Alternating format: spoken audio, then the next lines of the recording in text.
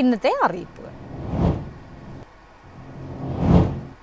OEC post metric സ്കോളർഷിപ്പിനായി സർക്കാർ 200 കോടി രൂപ കൂടി അനുവദിച്ചു. 2021-22 മുതൽ ഈ വർഷം വരെയുള്ള സ്കോളർഷിപ്പ് തുകയാണ് ലഭ്യമാക്കിയത്.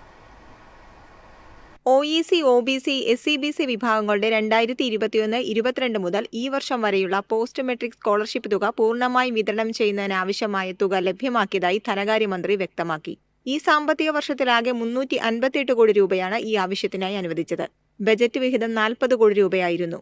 ഇതിനോടൊപ്പം 18 കോടി രൂപ കൂടി അധിക ധനാനുമതിയായി നൽകി. 100 കോടി രൂപ ഉപധനാഭ്യർത്ഥന വഴിയും അനുവദിച്ചു. ഇതിന്റെ തുടർച്ചയായാണ് മുൻ വർഷങ്ങളിലേതടക്കം കുട്ടികൾക്ക് അർഹതപ്പെട്ട ആനുകൂല്യങ്ങൾ പൂർണ്ണമായും വിതരണം ചെയ്യുന്നതിനുള്ള തുക ലഭ്യമാക്കിയത്. News desk MyFin TV.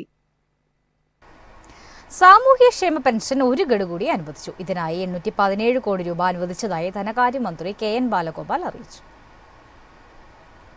സാമൂഹ്യ സുരക്ഷ ക്ഷേമനിധി പെൻഷൻ ഗുണഭോക്താക്കൾക്ക് മാർച്ച് മാസത്തിൽ 1 ഗഡു പെൻഷൻ കൂടി അനുവദിച്ചു. 62 ലക്ഷത്തോളം പേർക്കാണ് 1600 രൂപ വീതം ലഭിക്കുക.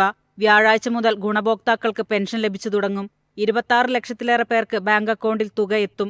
മറ്റുള്ളവർക്ക് സഹകരണ ബാങ്കുകൾ വഴി വീട്ടിലെത്തി പെൻഷൻ കൈമാറും. 8,46,456 പേർക്ക് ദേശീയ പെൻഷൻ പദ്ധതിയിലെ കേന്ദ്രവിഹിതം കേന്ദ്ര സർക്കാരാണ് നൽകേണ്ടത്. ഇതിനാവശ്യമായ 24.31 കോടി രൂപയും സംസ്ഥാനം മുൻകൂർ അടിസ്ഥാനത്തിൽ അനുവദിച്ചിട്ടുണ്ട്. ഈ വിഹിതം കേന്ദ്ര സർക്കാരിന്റെ PSMF സംവിധാനം വഴിയാണ് ഗുണഭോക്താക്കളുടെ ബാങ്ക് അക്കൗണ്ടിലേക്ക് ക്രെഡിറ്റ് ചെയ്യുന്നത്. News desk MyFin TV.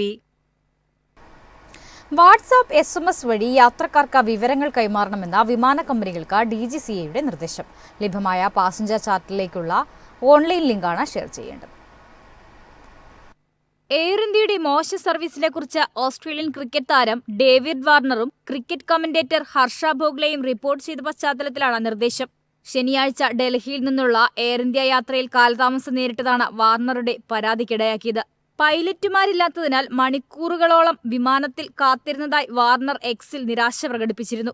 ഇനി മുതൽ യാത്രക്കാർ ടിക്കറ്റ് ബുക്ക് ചെയ്തു കഴിഞ്ഞാൽ സിവിൽ ഏവിയേഷൻ മന്ത്രാലയത്തിന്റെ വെബ്സൈറ്റിൽ ലഭ്യമായ പാസഞ്ചർ ചാർട്ടറിലേക്കുള്ള ഓൺലൈൻ ലിങ്ക് SMS അല്ലെങ്കിൽ വാട്സാപ്പ് വഴി വിമാന കമ്പനികൾ ഷെയർ ചെയ്യണം. വിമാന ടിക്കറ്റുകളിലും വെബ്സൈറ്റുകളിലും ഈ വിവരങ്ങൾ വ്യക്തമായി പ്രദർശിപ്പിക്കണമെന്നും DGCA നിർദ്ദേശിച്ചിട്ടുണ്ട്.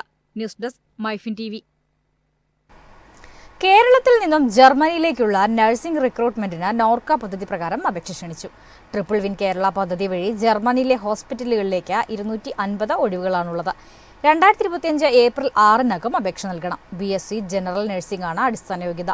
BSc അല്ലെങ്കിൽ പോസ്റ്റ് ബേസിക് BSc യോഗ്യതയുള്ളവർക്ക് തൊഴിൽ പരിചയം ആവശ്യമില്ല. എന്നാൽ ജനറൽ നഴ്സിംഗ് പാസ്സായവർക്ക് 2 വർഷത്തെ പ്രവൃത്തി പരിചയം നിർബന്ധമാണ്. ഉയർന്ന പ്രായപരിധി 2025 മെയ് 31-ന് 38 വയസ്സ് കവിയരുത്. പദ്ധതിയിലേക്ക് അപേക്ഷിക്കുന്നതിന് ഉദ്യോഗാർത്ഥികൾക്ക് ജർമ്മൻ ഭാഷാ പരിജ്ഞാനം നിർബന്ധമില്ല. എന്നാൽ ഇതിനോടകം ജർമ്മൻ ഭാഷയിൽ B1, B2 യോഗ്യത നേടിയവരെ ഫാസ്റ്റ് ട്രാക്ക് പ്രോഗ്രാമിലൂടെ പരിഗണിക്കും.